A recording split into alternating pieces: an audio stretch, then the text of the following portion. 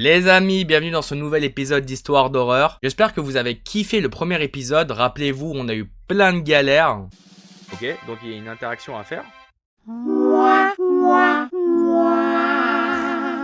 Putain les gars, du coup je savais pas qu'il fallait que je paye. Bon, allez, on va payer l'application. J'ai trop envie de savoir la suite là. Si vous l'avez toujours pas vu, n'hésitez pas à la voir juste après, c'était marrant. Donc sans plus attendre, allons chercher une petite histoire, histoire de frissonner un petit coup là. Il y a des images qui sont terrifiante. Et vu qu'on est vendredi, eh bien, allons voir un vendredi pas comme les autres.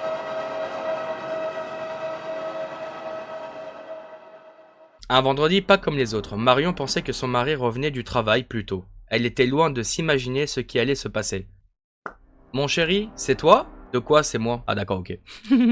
C'est toi qui reviens du travail plus tôt? De quoi tu parles ma chérie? Je veux bien qu'on soit vendredi, mais ça veut pas dire que je peux rentrer 3 heures plus tôt. Bah, si c'est pas toi, qui vient de rentrer à la maison?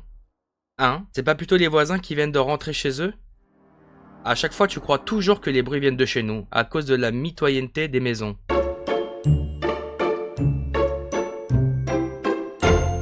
Pour ceux qui savaient pas. Même moi, je savais pas en fait. Non, cette fois, je suis sûr. J'ai peur, mon chéri. Je suis sûr que c'est rien. J'entends des bruits bizarres en bas. Et comment je serais même pas descendu? Et chacun son problème. C'est toi qui as entendu, c'est toi qui y vas. Quel genre de bruit? Des bruits d'objets déplacés. Comme si quelqu'un cherchait quelque chose. Oh mais ça commence bien tout ça. Tu es où là? En haut de la chambre. Je viens de finir de prendre ma douche. Pourquoi tu prends ta douche à 15h? C'est vrai ça. Pourquoi tu prends ta douche à 15h, Marion? Je viens de faire du sport. Ah oui, j'avais oublié que c'était ton jour de congé aujourd'hui. T'as de la chance. Mon chéri, j'entends des bruits de pas maintenant. Qui peut bien venir en plein milieu de la journée? Ton amant! On n'accuse personne ici, hein. C'est peut-être la proprio? Non, je viens de lui écrire. Et elle m'a dit qu'elle était en déplacement. Bah, l'une de tes amies? Elles sont toutes au travail. Et je vois pas pourquoi elles viendraient sans me prévenir. Pour te faire une surprise. Oui, c'est pas leur genre. Je viens d'entendre l'un des volets claquer. Je ne comprends pas. Il n'y a pas de vent pourtant aujourd'hui. C'est c'est Madame Météo. Ça doit être ton imagination. Pas sûr. Arrête de dire que c'est mon imagination. Je sais ce que j'entends. Et je te dis que c'est pas normal. Bah, descends pour voir ce que c'est. Mais t'es malade. Imagine c'est un meurtrier. Oula. Pourquoi tu veux qu'on ait un meurtrier à la maison? Ouais, j'avoue. J'en sais rien, mais j'ai peur. Saute par la fenêtre alors. Tu lis trop de chat story. Chat story. C'est le nom d'application. Arrête d'insinuer que je me fais des films. Calme-toi, ma chérie. Si vraiment il y avait un inconnu, Max aurait aboyé. Oui. Tu as raison, c'est qui Max? Je vais regarder par la fenêtre voir ce que fait notre chien. Ah, chien de garde. On dirait qu'il dort. Peut-être qu'il est mort.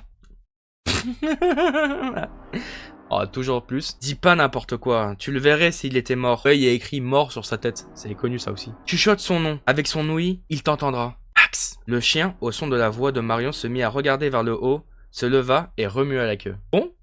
Il a l'air en pleine forme. Tu vois, il fallait pas que tu t'inquiètes. Mais ça n'explique pas les trucs qui se passent en bas de la maison. Essaye de descendre doucement les escaliers et de jeter un œil. Je viens d'entendre un bruit de vase cassé. J'ai peur, je peux plus bouger. Je suis sûr qu'il y a une explication plausible. Calme-toi, essaye de respirer. J'y arrive pas, je peux pas respirer. T'as vu, il a su avant qu'elle pouvait pas respirer. Il est très fort, très très fort. Je vais mourir. Oh, Bichette, pas encore, t'inquiète pas, il est pas encore monté, le meurtrier. Pense à quelque chose de joyeux, le jour de notre mariage par exemple. D'accord, je vais faire ça. Merci mon chéri, ça va beaucoup mieux. Oh bah ça va super vite les gars. Tu peux pas rentrer maintenant? J'ai vraiment pas le courage de descendre. Je peux pas ma chérie. Je suis en plein milieu d'une réunion importante. Mais je fais au mieux pour rentrer au plus vite. Mais c'est maintenant que tu dois rentrer, c'est pas quand ta femme va se faire tuer, c'est un débile. Oh, bah je suis morte. Oh, bah j'aurais dû rentrer plus tôt, mais j'avais réunion. Oh, dépêche-toi! Quelqu'un est en train de monter dans les escaliers. Qu'est-ce que je vais faire? Il va me trouver. Cache-toi. Je ne sais pas où me cacher. Va dans le placard. J'ai un petit doute. Et ne bouge pas. Ça y est.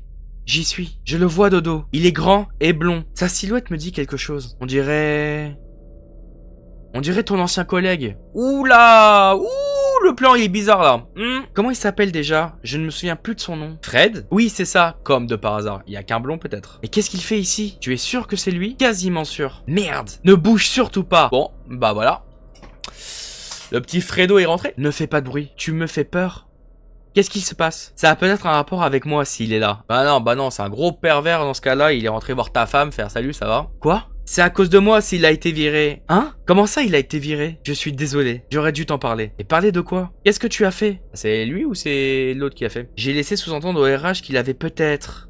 Peut-être quoi? Un problème psychologique. Waouh. Il y a tellement de gens qui devraient se faire virer les gars.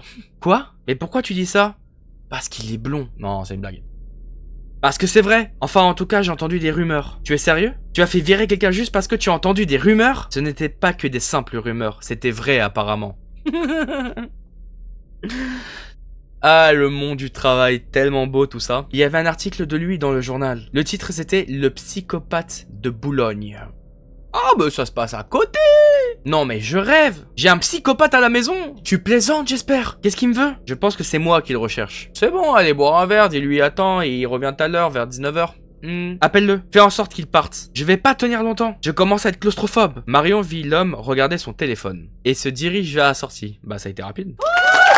C'est bon? Il est parti. J'ai eu la plus grosse peur de toute ma vie. Je suis désolé ma chérie. Tout est de ma faute. Tu pouvais pas savoir qu'il allait s'introduire à la maison. Et qu'il allait tout casser. En plus, il a tout cassé. Tu l'avais pas dit ça avant. D'ailleurs, je comprends pas pourquoi il fait ça. Il cherchait peut-être quelque chose. C'est quand même bizarre cette histoire. Qu'est-ce qu'il peut bien chercher? Peut-être qu'il voulait juste nous cambrioler et nous voler de l'argent pour se venger. Bizarre. Oui, peut-être. Oh mon dieu! Quoi? Qu'est-ce qu'il y a? Il est en train de revenir! Et il monte directement les escaliers. Fuis! Sors par la fenêtre et cours! Oh, il a entendu la fille dans le placard? Mais c'est super haut! J'arrive pas à croire que je vais mourir. Tiens bon ma chérie, je vais appeler la police. Je t'aime mon chéri. Dis pas ça, tu vas t'en sortir. Marion! Marion! Tu es là? Réponds-moi s'il te plaît. Dinguerie de fou les gars.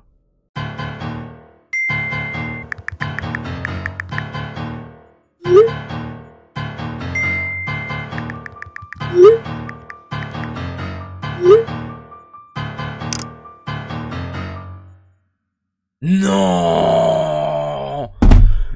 Oh la dinguerie! Je viens de comprendre! C'était juste un plan. Ça, c'est un truc de psychopathe. Bon, on va pas partir aussi rapidement. Les gars, les images comme ça, c'est une dinguerie de fou. Estelle s'inquiète du comportement de sa fille Mélissa. Mais ce qu'elle découvre est pire ce qu'elle imaginait. Tintin. Ah, j'avoue. Ouais, c'est parti, hein. J'ai vu la maîtresse de Mélissa cet après-midi. Ah? Et qu'est-ce qu'elle t'a dit?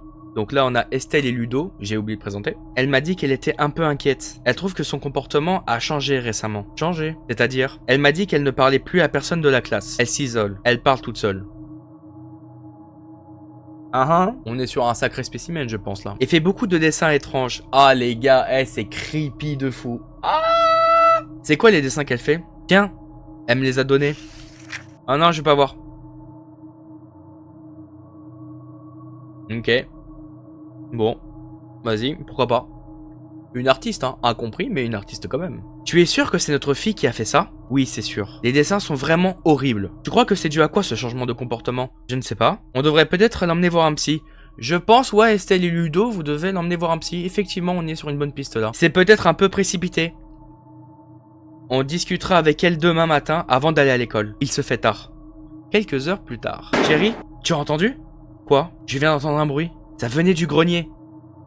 Ah, les greniers, c'est toujours un bail. C'est probablement juste ton imagination. Les gars, Lui aussi, on est tombé sur un beau psychopathe, hein, peut-être. C'est lui qui fait les dessins, en fait. Non, je sais ce que j'ai entendu. Et là, tu entends? Il y a quelque chose qui bouge en haut. Va voir, s'il te plaît. Non. Pourquoi? Parce que c'est lui l'homme qui doit y aller.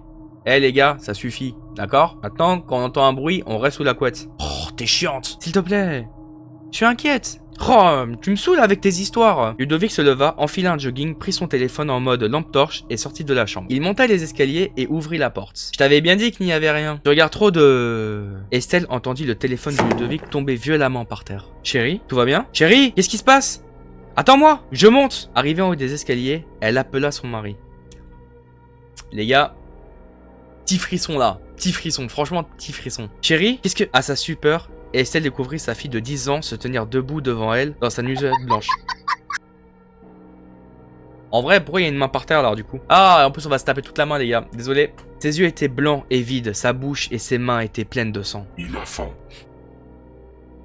J'essaie de une petite voix. Hein.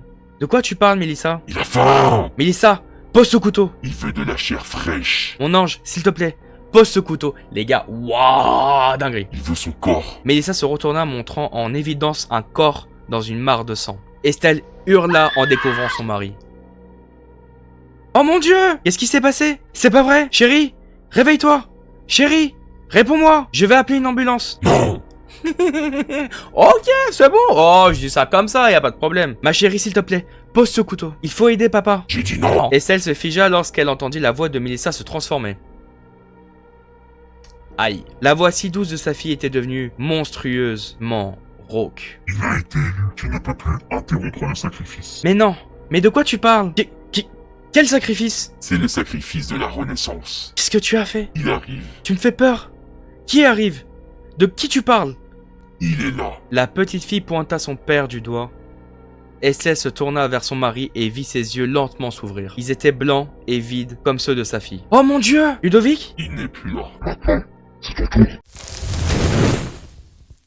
Bon bah écoutez, moi je pense que je vais mal dormir. Et n'hésitez pas à me dire en commentaire quelle histoire vous avez préférée.